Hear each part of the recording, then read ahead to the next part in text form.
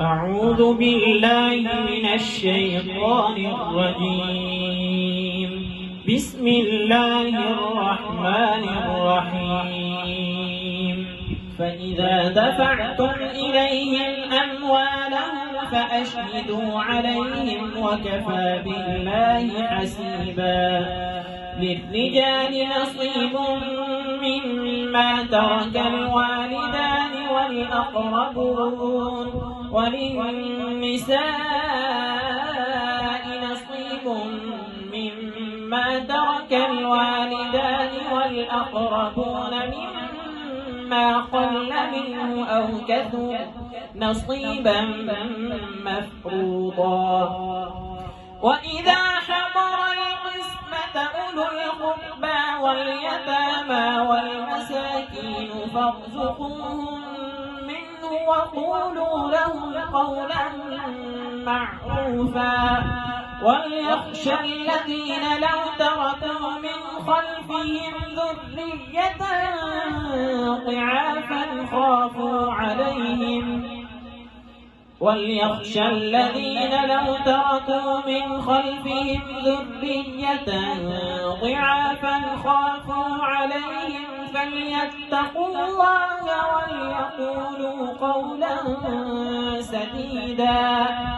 إن الذين يأكلون أموال اليتامى ظلما إنما يأكلون في بطونهم نارا وسيصلون سعيرا. يوصيكم الله في أولادكم للذكر مثل حظ الأنثيين،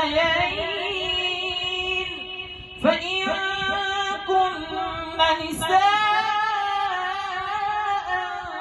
فوق اثنتين فلهن ثلثا ما ترك، وإن كانت واحدة فلها النصف، ولأبويه لكل واحد منهما السدس مما ترك إن كان له ولد، فإن لم يكن له ولد وورثه أبواه فلأمه الثلث، فإن كان له إخوة فلأمه السدس من بعد وصية يوصي بها أو دين.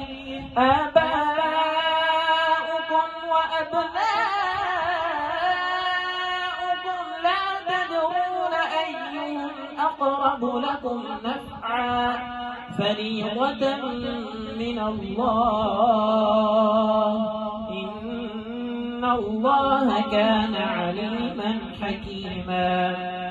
ولكم نصف ما ترك أزواجكم إن لم يكن لهن ولد، فإن كان لهن ولد فلكم الربع مما تركن من بعد وصية يوصين بها أو دين، ولهن الربع مما تركتم إن لم يكن لكم ولد، فإن كان لكم ولد فلهن الثمن مما تركتم من بعد وصية توصون بها أو دين. وإن كان رجل يورث كلالة أو امرأة وله أخ أو أخت فلكل واحد منهما السدس، فإن كانوا أكثر من ذلك فهم شركاء في الثلث من بعد وصية يوصى بها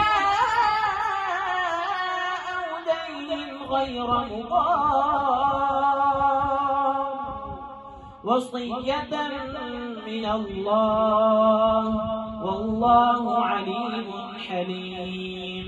تلك حدود الله ومن يطع الله ورسوله يدخله يدخله جنات تجري من تحتها الأنهار خالدين فيها وذلك الفوز العظيم. ومن يعص الله ورسوله ويتعد حدوده يدخله نارا خالدا فيها وله عذاب مهين. صدق الله العلي العظيم.